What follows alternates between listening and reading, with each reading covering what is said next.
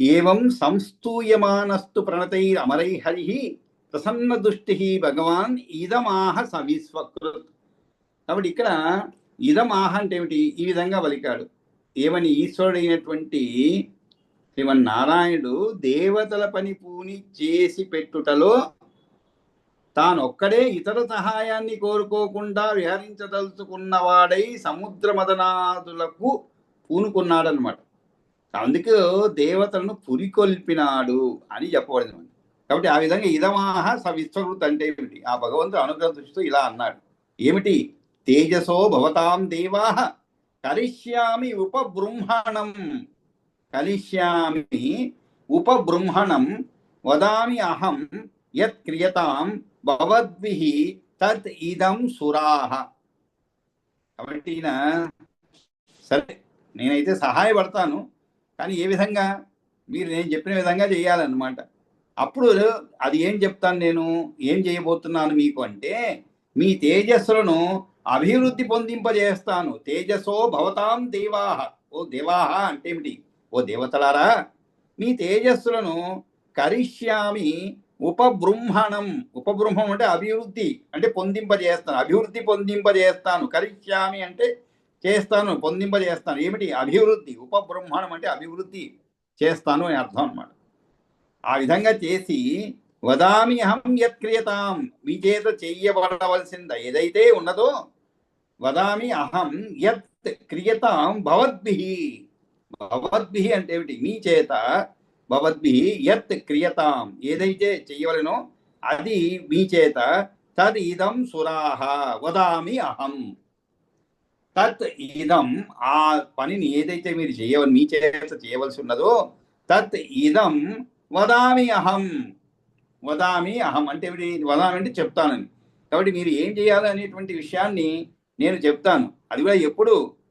దానికి ముందుగానే మీ తేజస్సులను అభివృద్ధి పొందింపజేస్తాను. తేజసో భవతాం దేవాః కరిష్యామి ఉపబ్రహ్మణం వదామి అహం యత్ క్రియతాం భవద్భిః తత్ ఇదం సురాః చెప్పి ఆయన సలహా చెప్తున్నాను అనమాట. సరే, మీ తేజస్ అంటే మీ శక్తిని నేను బాగా పెంపొందించేలాగా చేస్తాను, కానీ మీరు దానికి ముందు ఈ పని చేయాలి. ఏమిటది?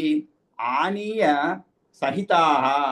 కాబట్టి తేజస్సు మనందరినీ ఉపబ్రహ్మణం అంటే వృద్ధి నొందినట్లు చేస్తాను. అయితే మీరు నేను చెప్పినట్లు నడుచుకోవాల్సి ఉంటుంది సుమా. ఏం చేయాలి మరి? ఆనీయ సహిత, ఆనీయ సహిత సహిత దైత్యైః క్షీరాబ్దౌ సకల ఔషధీః మంథానం మందరం కృత్వా వేత్రం కృత్వాతు వాసుకిం. వేత్రం కృత్వాతు వాసుకిం. ఆనీయ సహిత అన్నారు. సహిత అంటే ఏమిటి? కూడి అని. అంటే మీరు ఒక్కరే కాదు, ఇంకా కూడి అంటే కలిసి. ఎవరితో? దైత్యైః. దైత్య అంటే దితి సంతానంతో కలిసి ఏం తీసుకురావాలి? ఆనీయ సహిత దైత్యైః క్షీరాబ్దౌ సకల ఔషధీః. సమస్తములైనటువంటి ఓషధును తెచ్చి దానిని పాల సముద్రంలో వేసి, క్షీరాబ్దౌ అంటే మిమ్మల్ని ఓడించిన దైత్యులతో కలిసి మందు మొక్కలన్నిటినీ తీసుకొచ్చి పాల సముద్రంలో వేయండి. ఇక్కడ క్షీరాబ్దిలో ఉంచి అని వాక్య విశేషం. ఇక్కడ అది కూడా ఎవరితో? మిమ్మల్ని ఎవరైతే ఓడించారో వాళ్ళతో కలిసి, అంటే దైత్యులతో కలిసి మందు మొక్కలన్నిటినీ తీసుకొచ్చి పాల సముద్రంలో వేయండి. ఆ తరువాత మంథానం మందరం కృత్వా. మందరం అంటే ఇక్కడ మందర పర్వతం అని అర్థం. మందర పర్వతాన్ని మంథానం అంటే కవ్వముగా, మందర పర్వతాన్ని కవ్వముగా పాలకడిలో నిలపండి. మరి కవ్వం నిలిపిన తర్వాత దాన్ని ఒక తాడు ఉండాలి కదండి. మామూలుగా మనం చూస్తుంటాం కదండి, పాలు అదే పెరుగు ఎలా చిలుకుతారనేది మనకి అందరికీ తెలుసు కదా. కవ్వం ఎలా, దాన్ని ఎలా తాడు కట్టి చేస్తారని చెప్పి. ఆ తాడు ఏమిటి? కృత్వాతు వాసుకిం వేత్రం. దాన్ని వేత్రం అంటారు. కాబట్టి ఆ వాసుకుని చిలుకు త్రాడుగా ఏర్పరచుకోండి. మంథానం మందరం కృత్వా వేత్రం కృత్వాతు వాసుకిం. కాబట్టి వాసుకుని కవ్వపు త్రాడు కావించి అమృతం కోసం మధించండి దేవతలారా. మత్స్యతాం అమృతం దేవాః సహాయే మయి అవస్థితే. సహాయే మయి అవస్థితే. కాబట్టి మత్స్యతాం ఇది అంటే అమృతంను చిలుకండి. మత్స్యతాం అంటే చిలకడం అనమాట. మత్స్యతాం అమృతం దేవాః. కాబట్టి అమృతం కోసం అమృతమును చిలుకండి అనగా పాలకడలి చిలుకడం ద్వారా అమృతమును పుట్టించండి అని అర్థం అంట. కాబట్టి క్షీరాబ్దిని చిలుకండి, నేను మీకు సహాయంగా మీ వెంట ఉంటాను. సహాయే మయి అవస్థితే. మయి అంటే నేను, అవస్థితి అంటే ఉన్నట్టు, అంటే నేను మీకు సహాయంగా ఉంటాను. అంతేకాదు సామపూర్వం చ దైతేయా తత్ర సాహాయ్య కర్మణి. సామపూర్వంగా వ్యవహరించండి ఎవరితో? దైత్యులతో. ఎంత జాగ్రత్తలు చెప్తారో చూడండి. ఎందుకంటే రాకాసి మూకలను తోడుగా మంచి మాటలతో ఒప్పించుకోండి అంటున్నారు. సహాయ కర్మణి అంటే సహాయంకు దైతేయా తత్ర సామపూర్వం చ. సామపూర్వం అంటే ఏమిటి? మంచి మాటలు. మరి సామదాన వేదో దండోపాయాలు ఉన్నాయి కదండి. దాంట్లో ఇప్పుడు ప్రస్తుతానికి దండోపాయం ఉపయోగించలేరు. రారా అని చెప్పలేరు దేవతలు, ఎందుకంటే బలహీనంగా ఉన్నారు, ఐశ్వర్యాలన్నీ పోయి. కాబట్టి దండోపాయం లాభం లేదు అక్కడ. అంతేకాదు భేదోపాయం ప్రశ్నే లేదు. ఇంకా ఏమిటి? సామం అంటే ఏమిటి? మంచి మాటలు. నాయన బుజ్జి కాస్త సహాయం చేయి. ఇది చాలా మందికి బాగా తెలుసు కదండి. మంచి బాగా ఎలా పని చేయించుకొని చాలా మందికి తెలుసు. చాలా మంచి మాటలు చెప్పి ఎలాగైనా మనసు కరగించి పనులు చేయించుకుంటా అనమాట. ఆ విధంగా దానినే ఇక్కడ సామపూర్వం అని చెప్తున్నామట. అంటే సామపూర్వముగా అంటే సామ అంటే వారితో మంచి మాటలు చెప్పి. ఎందుకంటే వారు ఎటువంటి వారు? రాకాసి మూకలు అనమాట. కాబట్టి వారికి తోడుగా మంచి మాటలతో ఒప్పించుకోండి. ఇంకా కూడా మరి ఒప్పమంటే ఊరికే ఒప్పించేది సులభం కాదు కదండి. ఊరికే 4 మాటలు చెప్పి సహాయపడంటే ఎవరు చేయరు. కానీ దానికి తగ్గట్టుగా ఏదైనా ప్రతిఫలం ఇస్తామంటే చేస్తారు కదండి. మీరు ఏదో తవ్వుతున్నారు, ఇక్కడ బంగారం ఉందని చెప్పారు ఎవరైనా, మీరు తవ్వుతున్నారు కానీ తవ్వి అలసిపోయారు. ఇంకా ఎవరన్నా రోడ్లో పోయిన పిలిచారు, రోడ్లో పోయిన పిలవరు అనుకోండి, మీకు బాగా నమ్మకస్తుని పిలుస్తారు. సహాయం చేయ బాబు, ఇక్కడ బంగారం ఉందంటే వాడు సహాయం చేస్తాడు. ఊరికే చేస్తాడా? ఆ వచ్చిన దాంట్లో నాకు సగం ఇవ్వాలంటాడు. ముందుగానే కాంట్రాక్ట్ అనమాట. సగం ఇవ్వకపోయినా సరే, నేను ఎక్కువ కష్టపడ్డాను కదా, నీకు 1/4 ఇస్తాను, నేను 75% నేను తీసుకుంటాను, 3/4 అన్నారు అనుకోండి, సరే ఒప్పుకుంటాడు. అదే ఇక్కడ వాళ్ళని కూడా ఎలా ఒప్పించాలి రాక్షసుని? సామాన్య ఫలభోక్తారో యూయం వాచ్య భవిష్య అథ మధ్యమానే తత్ర ఆబ్దౌ యత్ సముత్పద్యతే అమృతం. యత్ అంటే ఏదైతే, సముత్పద్యతే అమృతం అంటే అలా క్షీరాంబోధిని మధ్యమానేచ తత్ర అబ్దౌ. తత్ర అంటే అక్కడ, అలా క్షీరాంబోధిని మధిస్తే మధ్యమానే అమృతం ఉద్భవిస్తుంది. దానిని ఏదైతే ఉందో దానిని సమానంగా అనుభవిద్దామని చెప్పండి అంటారు. సామాన్య ఫల భోక్తారో యూయం వాచ్య భవిష్య అథ. వాచ్య అంటే ఏమిటి? మాట చెప్పండి వారికి. ఏమని?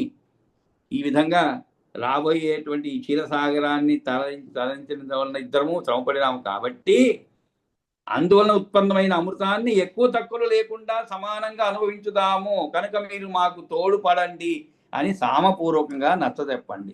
ఇది ఒకటే మార్గం కదండి సులభంగా పనిచేయించడం అనమాట.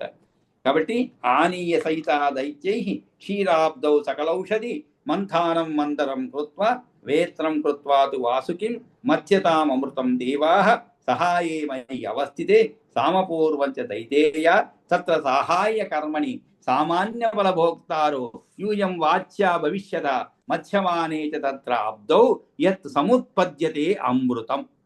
కాబట్టి అమృతాన్ని కూడా సమానంగా పంచుతామని చెప్పి మీరు చెప్పండి అని వెంటనే వీళ్ళ గుండెల్లో రైలు పరిగెత్తాయి అన్నమాట. ఎవరి గుండెల్లో? దేవతల గుండెల్లో. ఏమండి ఈయన ఏంటి ఇట్లా చెప్తున్నారు? అంత కష్టపడి మనం సంపాదించేదే అమృతాన్ని మనం సేవించి హాయిగా ఉండాలని కదా, అమరులై ఉండాలని కదా, ఈయనేమో ఇలా చెప్తున్నారని వీళ్ళకి భయం ఏర్పడుతున్నాడు. కాబట్టి ఆ భయాన్ని పోగొట్టే విధంగా ముందుగానే ఈయన చెప్పేస్తున్నారు. ఎందుకంటే అన్ని ముందే చెప్పారండి. లేదనుకోండి మీరు వాళ్ళకి అలా చెప్పండి అని వదిలేస్తాడు విష్ణుమూర్తి. వీళ్ళు ఎవరు కూడా ముందడుగు వేయరు. ఎందుకంటే వచ్చిన దాంట్లో సగం పంచుకుందామని చెప్పిన తర్వాత ఇవ్వలేదనుకోండి, వాళ్ళు ఊరికి ఉంటారా? అందులో రాక్షసులు అసలే వీళ్ళు బలహీనంగా ఉన్నారు. ఆ భయం పట్టుకుని దేవతలకు. అందుకని ఆ భయాన్ని పోగొట్టేందుకోసము ఈయన ముందుగానే చెప్తున్నారు ఏమని, తత్పానాద్ బలినో యూయం అమరాశ్చ భవిష్యథ. దేవతలారా, ఆ అమృతాన్ని తాగి మీరు బలవంతులు, మృత్యువు లేని వారు కాగలరు. యూయం అమర, ఆ మర అంటే మృత్యువు లేనటువంటి వారు, మర అంటే మృత్యువు, అమర శ భవిష్య అథ. కాబట్టి మీరు బలవంతులు, మృత్యువు బలినో యూయం తత్ పానాత్. తత్ అంటే ఆ అమృతాన్ని, పానాద్ అంటే పానం అంటే పానీయము అంటే తాగగలిగినది అర్థం చెప్పుకోవచ్చు. పానీయము అంటే, కాబట్టి పానాత్ అంటే ఏమిటి, తాగినందువలన. ఏమిటి, ఆ అమృతాన్ని తాగి మీరు బలవంతులు, మృత్యువు లేని వారు కాగలరు. తథాచ అహం కరిష్యామి యదా త్రిదశ విద్విష నా ప్రాప్యంతి అమృతం. ఇక్కడ తమాషా చదివేటప్పుడు చాలా జాగ్రత్తగా చదవాలి. మనం చాలా సందర్భాలు చెప్పుకున్నాం. ఇక్కడ చూడండి, ఒక తమాషా చదువుతాను, మీకు అర్థం వేరుగా స్ఫురిస్తుంది. తథా చ అహం కరిష్యామి యథా త్రిదశ విద్విష. త్రిదశ అంటే దేవతలండి. విద్విష అంటే ఏమిటి, ఆ దేవతలను శత్రువు, దేవతలకు శత్రువు, మీ శత్రువు అయినటువంటి దితిపుత్రులకు కేవలం కేవలం క్లేశ భాగిన, క్లేశం మాత్రం మిగులుతుంది. నా ప్రాప్యంతి అమృతం దేవాహ అని చదివారనుకోండి. నా ప్రాప్స్యంతి అమృతం దేవాహ అంటే అర్థం ఏం స్ఫురించిందండి, దేవతలుగా నా ప్రాప్యంతి అంటే ఏమిటి, అమృతం వారికి అందకుండా అని అర్థం. కానీ అలా చదవకూడదు. త్రిదశ విద్విష నా ప్రాప్యంతి అమృతం నిలిపేయాలి. దేవాహ అంటే ఓ దేవతలారా, సంబోధన అనమాట. కాబట్టి దేవతలారా అని చదవాలి అక్కడ. కేవలం క్లేశభాగిన, ఎవరు, త్రిదశ విద్విష. త్రిదశ విద్విష అంటే దేవతలకు శత్రువులైనటువంటి దితిపుత్రులకు కేవలం నా ప్రాప్స్యతి అమృతం. కాబట్టి వారికి అమృతం దొరకదు. కానీ పాపం వాళ్ళకి ఏం మిగులుతుంది, కేవలం క్లేశ భాగిన. వారికి అమృతం దక్కకుండా ఎలా చేయాలో అలా నేను చేస్తాను. అంతేకాదు, క్లేశ భాగిన అంటే ఏమిటి, క్లేశం మాత్రమే వాళ్ళ వంతు అవుతుంది. అంటే కష్టం మాత్రం వాళ్ళ వంతు, ఫలం మాత్రం మీరు అనుభవించేలాగా నేను చూసుకుంటాను. కాకపోతే ఈ పనిని మీరు ఒక్కరే చేయలేరు.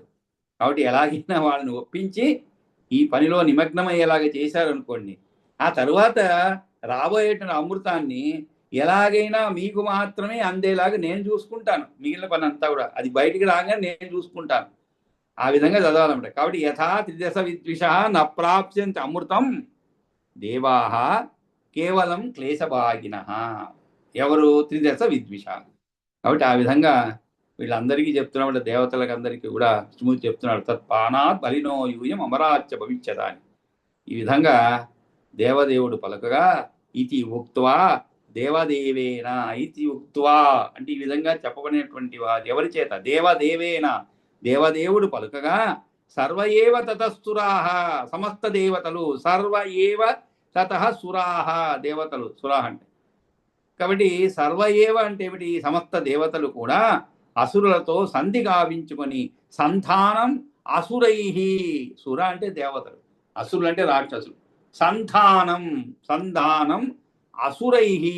కాబట్టి అసురులతో సంధానం అంటే ఏమిటి, సంధి గావించుకొని కృత్వా చేయించుకొని యత్నవంతో అమృతే ఆభవన్. యత్నవంతో అంటే ఏమిటి, ప్రయత్నం సాగించారు. దేంట్లో, అమృతే. అమృతే అంటే ఏమిటి, అమృతం కోసం అని అర్థం. అమృతే ఆభవన్ అయ్యారు అని, సాగించారు అని అర్థం.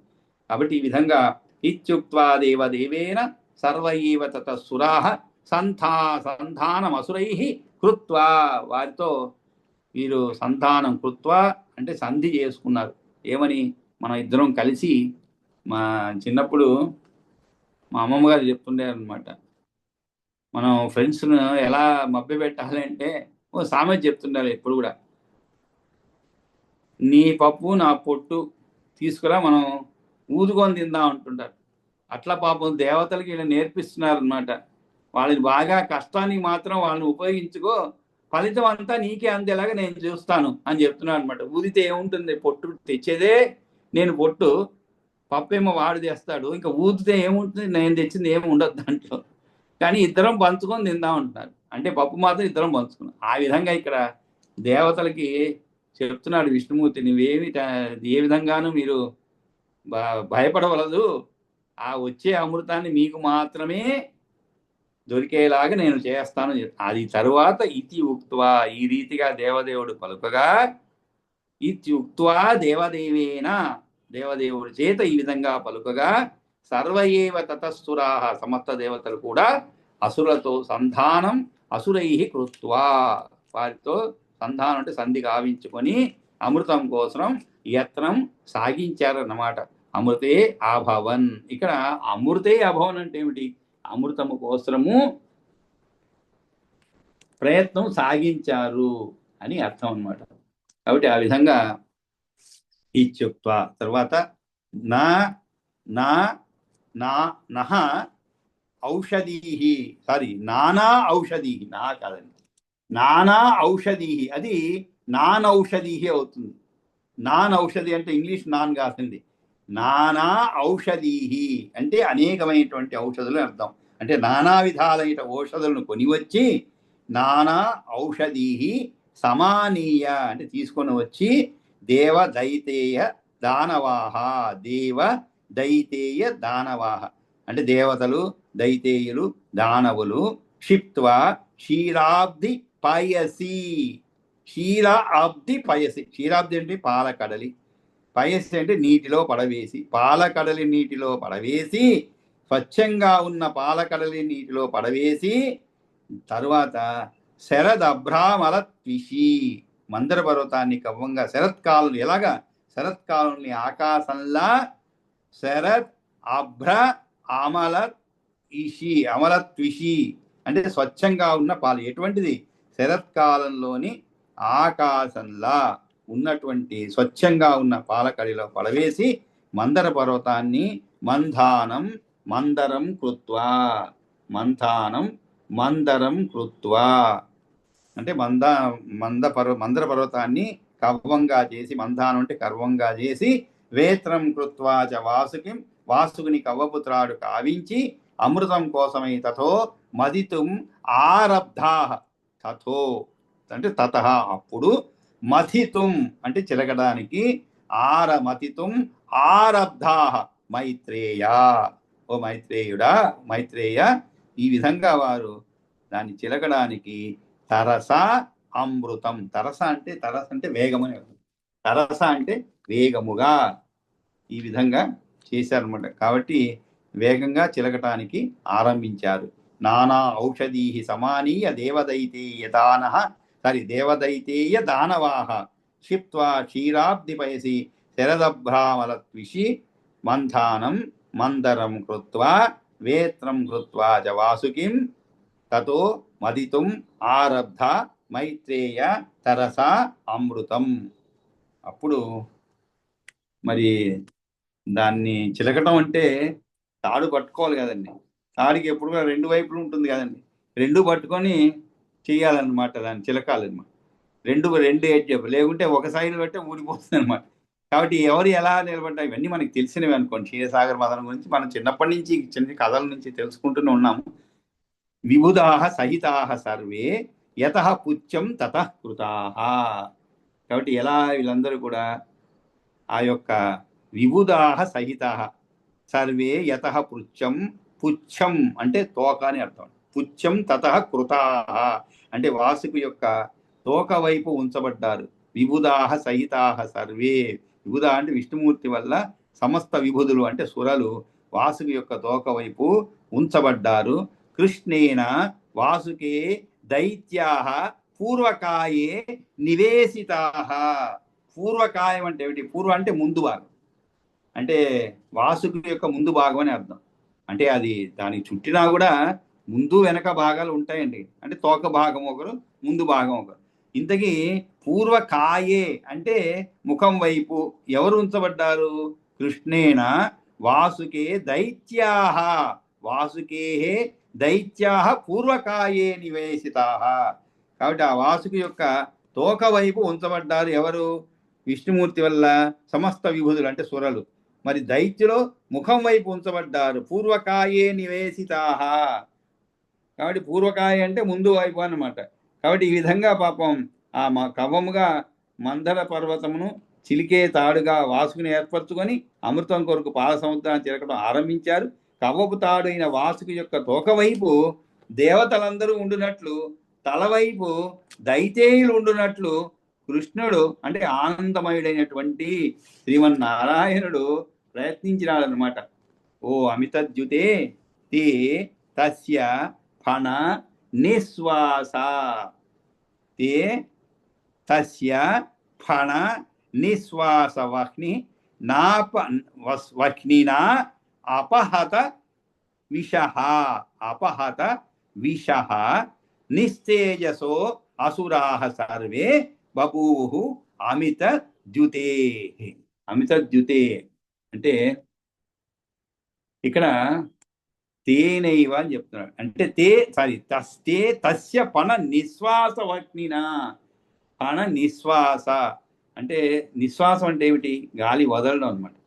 కాబట్టి ఆ విధంగా ఎప్పుడైతే ఈ యొక్క వాసుకి యొక్క తలవైపు రాక్షసులు ఉన్నారో అప్పుడు అమిత ద్యుతే మైత్రేయ, ఆ కారణము చేత రాక్షసులు వాసుకి నోటి నుండి వెలువడేటువంటి తే తస్య ఫణ నిశ్వాస వహ్నినా, నిశ్వాస వహ్నినా, నిశ్వాసం అంటే ఏమిటి? గాలి వదలడం. అంటే నిశ్వాస అగ్ని తగిలి కాంతి కోల్పోయి అసురులు తేజో విహీనులయ్యారనమాట.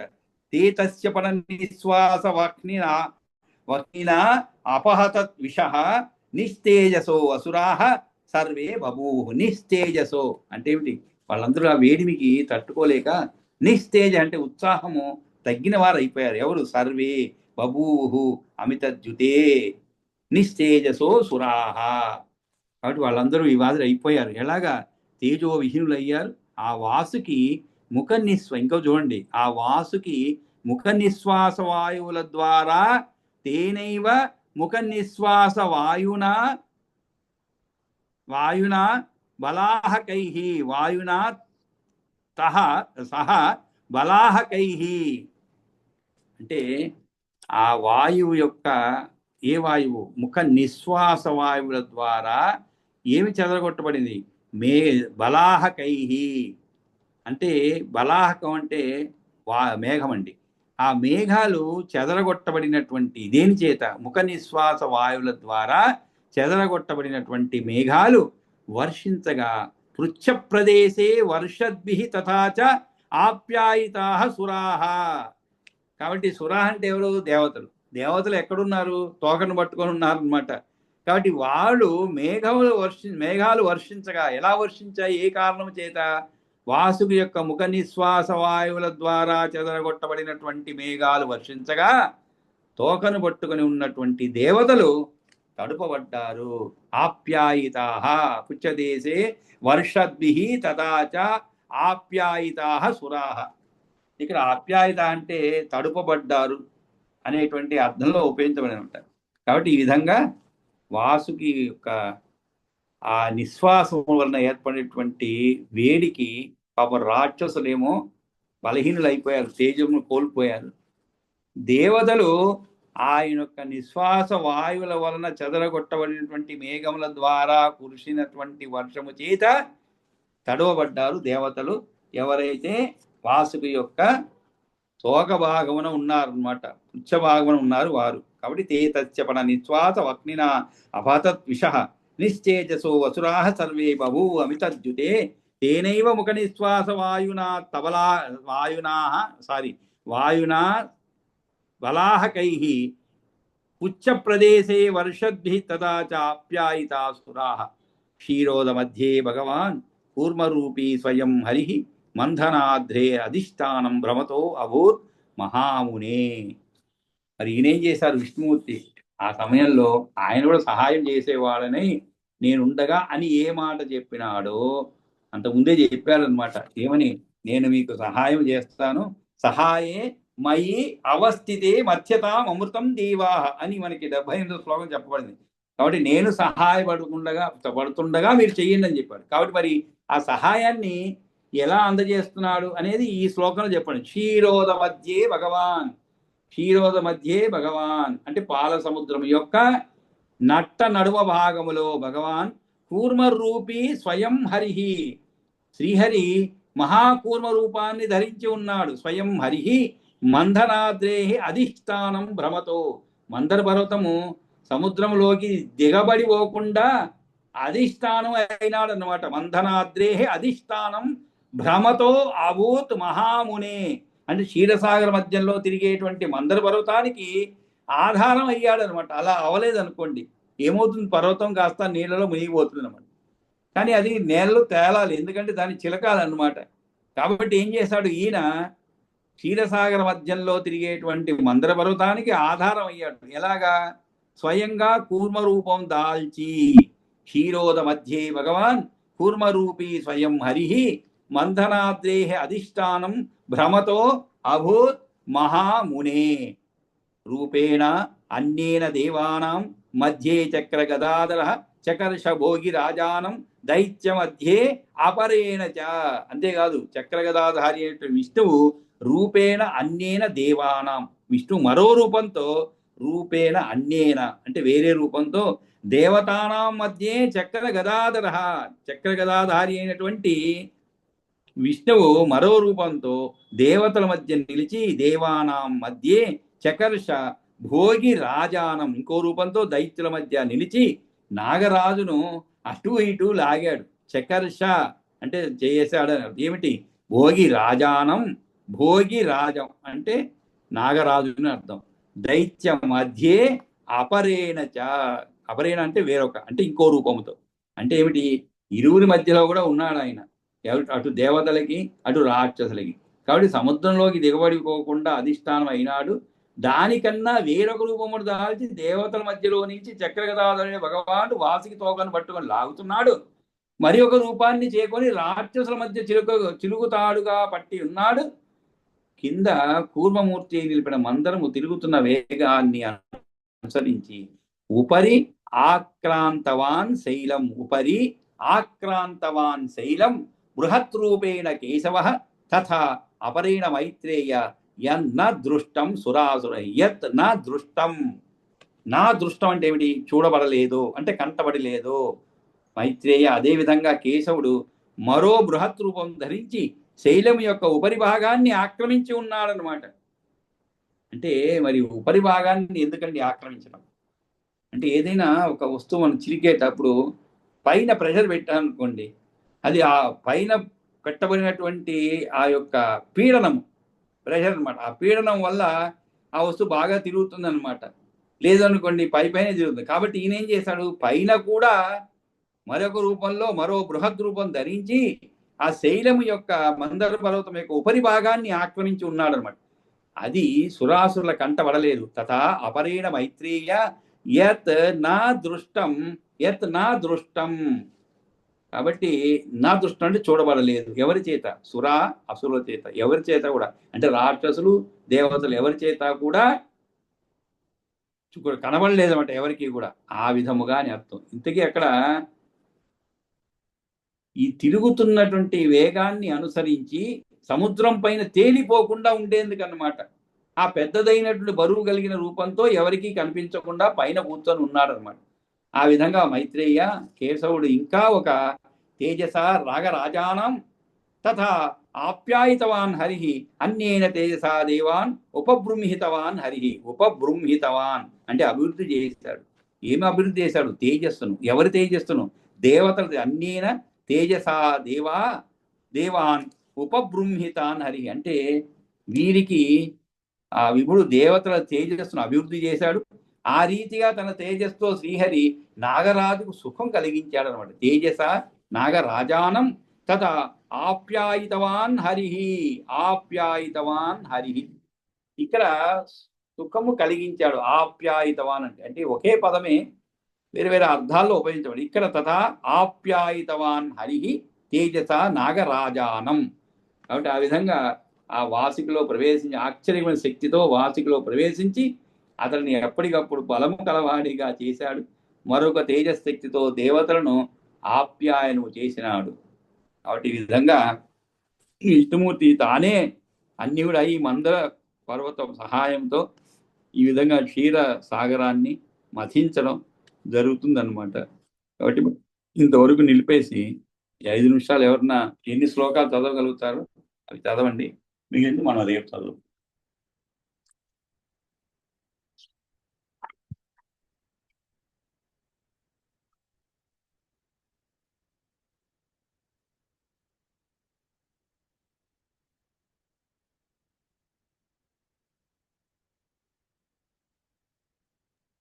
బావగారు టైం అయిపోయినట్టుందండి. అవునయ్యో, మీరు చెప్తే 15 అయింది నా గడియారంలో, 12:15 అయింది. 5 నిమిషాలు అంటే శ్లోకాలు చదవమంటారా? 5 నిమిషాలు కొన్ని చదవగలుగుతాను కదా. నిన్న నిన్న ఎన్ని చదివారండి అమ్మ? లేదు, నిన్న ప్రారంభించలేదు. 9వ అధ్యాయం ప్రారంభించాలి. 9వ అధ్యాయం ప్రారంభిస్తున్నారు అయితే. ప్రారంభించాలి. 8 పూర్తి చేసుకున్నాం. 8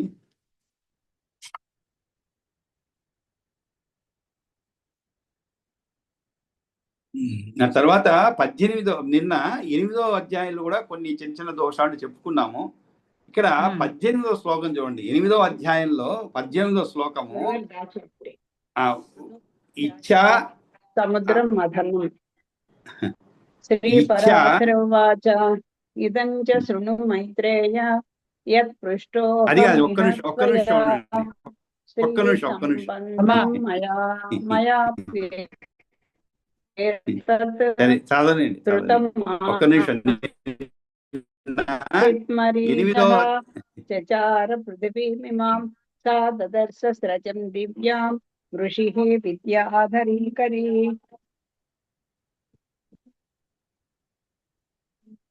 నిన్నటి దోషాలు చెప్తున్నారు విను. ఓహో, చదవండి. చెప్పండి. లేదు, ఏం లేదు, ఒకటేలేండి. ఏం లేదు, నిన్న చదివేటప్పుడు 18వ శ్లోకం చదవండి ఒకసారి. 8వ అధ్యాయంలో 18వ శ్లోకం చదవండి. ఇచ్చా శ్రీ భగవాన్, ఆ శ్లోకం చదవండి.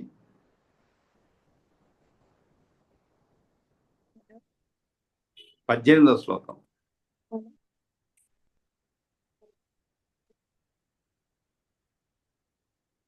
హలో, చెప్పండి. హలో, 18వ శ్లోకం చదవండి ఒకసారి. ఇచ్చా శ్రీ భగవాన్ కామో, 8వ అధ్యాయంలో.